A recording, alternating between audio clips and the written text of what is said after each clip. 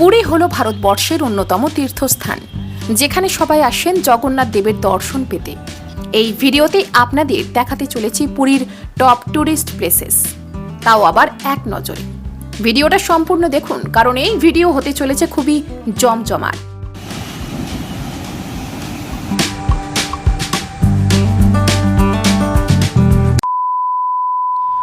পুরী হলো ভারতবর্ষের অন্যতম তীর্থস্থান, আর হ্যাঁ, অবশ্যই রয়েছে অনেক দর্শনীয় স্থানও।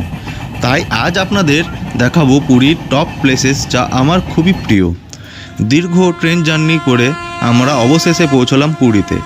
এবার আপনারা দেখতে চলেছেন এক নজরে পুরী। তো আশা করি আপনাদের ভিডিওটা খুবই ভালো লাগবে। ভালো লাগলে কিন্তু সাবস্ক্রাইব করতে ভুলবেন না, আর কমেন্ট করে জানাবেন অবশ্যই কে কোথা থেকে দেখছেন। তাহলে শুরু করা যাক। এখন ঘড়িতে বাজে সকাল 6:10। তো ফাইনালি আমরা পুরীতে পৌঁছে গেছি। প্রথমেই শুরু করা যাক জগন্নাথ মন্দির নিয়ে, যার জন্য সকলের পুরীতে আসা। জগন্নাথ মন্দির হলো ভারতবর্ষের অন্যতম তীর্থস্থান এবং বলা যেতে পারে অন্যতম রহস্যময় মন্দির, যার রহস্যে ঘেরা ইতিহাস শুনলে আপনার গায়ে কাঁটা দিতে বাধ্য। হিন্দুদের প্রধান তীর্থস্থানগুলির মধ্যে পুরী জগন্নাথ দেবের মন্দির অন্যতম। প্রতিদিন দূর দূরান্ত থেকে লক্ষ লক্ষ মানুষের সমাগম ঘটে এই জগন্নাথ দেবের দর্শনের জন্য। কিন্তু আপনি কি জানেন, এই পবিত্র মন্দিরেও ঘটে অলৌকিক ঘটনা? আর এই মন্দিরের ইতিহাস বা রহস্য জানতে হলে ডেসক্রিপশন বক্সের লিংক দেওয়া রইল। ভিডিওর শেষ হলে দেখতে ভুলবেন না কিন্তু।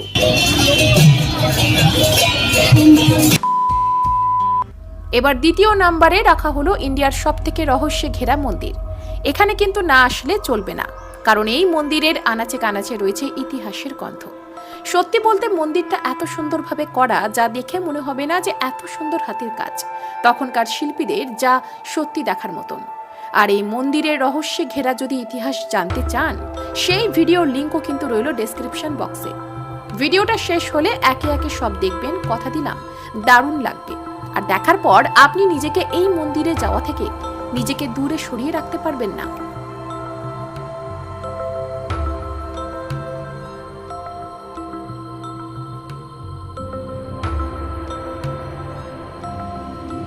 আপনারা কি জানেন এই মন্দিরে মানুষ রাতে আসতে কেন ভয় পায়?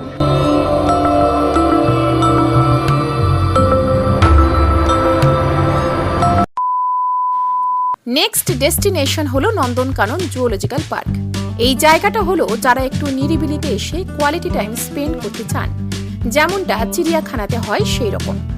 এরও ডিটেলিং ভিডিও করা আছে, যা পেয়ে যাবেন ডেসক্রিপশন বক্সে। নন্দনকানন জুওলজিক্যাল পার্ক হলো ভুবনেশ্বর, ওড়িশার ভারতের একটি 437 হেক্টর চিড়িয়াখানা এবং বোটানিক্যাল গার্ডেন।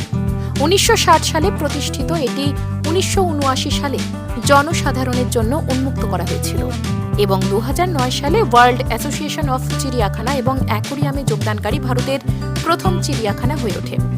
এটিতে একটি বোটানিক্যাল গার্ডেনও রয়েছে এবং এর কিছু অংশকে একটি অভয়ারণ্য ঘোষণা করা হয়েছে। নন্দনকানন, যার আক্ষরিক অর্থ স্বর্গের উদ্যান।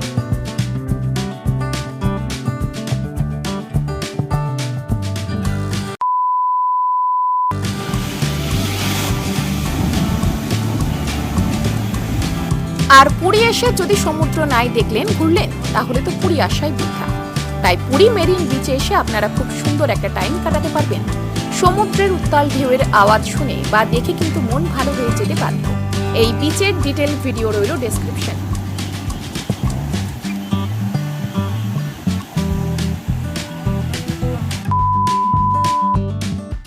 অবশেষে পুরী এসেছেন আর ব্লু ফ্ল্যাগ বিচে যেতে চান। অনেকেই নাম শুনেছেন, যাবেন কিনা ভেবে উঠতে পারছেন না। তাই আপনাদের আমরা রেকমেন্ড করব, যারা সমুদ্রে এসে শান্ত পরিবেশ খোঁজেন, ভিড় যারা পছন্দ করেন না, তাদের জন্য এটা একদম পারফেক্ট প্লেস।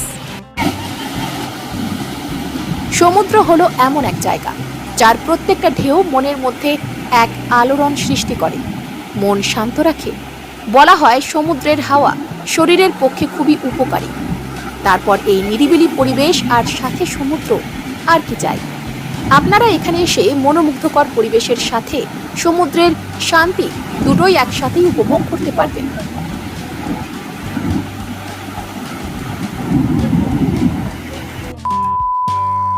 ভিডিওটা শেষ করার আগে আপনাদেরকে বলতে চাই, পুরীর মেরিন বিচের মধ্যে যেই মেলাটা সন্ধ্যাবেলায় হয় ওই মেলাতে অবশ্যই যান, ঘন্টাখানেক সময় কাটান।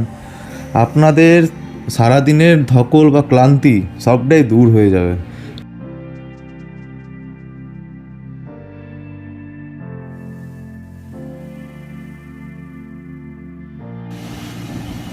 এবার আপনারা সবকটা জায়গার ডিটেলস ভিডিওগুলো চেক করতে পারেন আমাদের চ্যানেলে, যার সব লিংক প্রোভাইড করা রইল। আশা করি আপনাদের আজকের এই ভিডিও ভালো লেগেছে।